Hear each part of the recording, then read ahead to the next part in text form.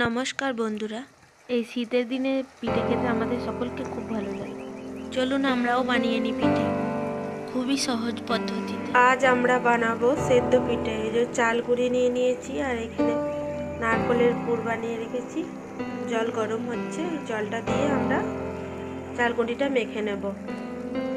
জলটা বেশ ভালো গরম হয়ে গেছে, ফুটছে। এবার আমরা এই গরম জলটা দিয়ে চাল গুঁড়ি দিয়ে আমরা এটাকে এবার মেখে নেব।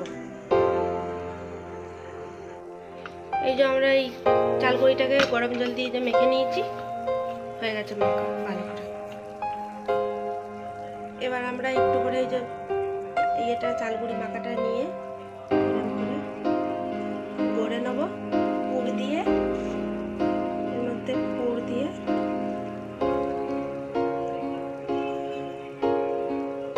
সব পিঠেগুলো গড়ে নেব।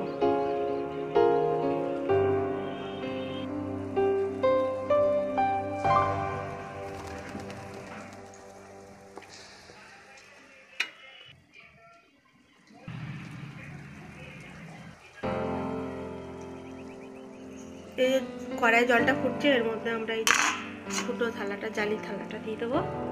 দিয়ে এর মধ্যে গড়ে রাখা পিঠেগুলোকে সব দিয়ে দেবো। এতে সেদ্ধ হবে, সেদ্ধ পিঠে এতে সেদ্ধ হবে।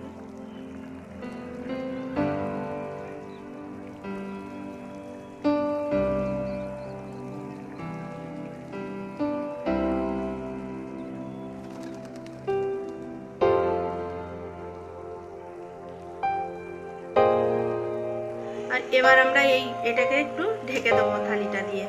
এখন কমসে কম 10-15 মিনিট এটা হবে। এবার আমরা একটু খুলে দেখে নেব হয়েছে কিনা। একটু বাকি আছে, আরো 5-10 মিনিট এটাকে পাকিয়ে নেব। হয়ে গেছে, আমরা 2 মিনিট এমনি রেখে দিয়েছিলাম গ্যাস বন্ধ করে। এবার আমরা পিঠেগুলোকে এই জলটার মধ্যে, ঠান্ডা জলের মধ্যে ডুবিয়ে দেবো।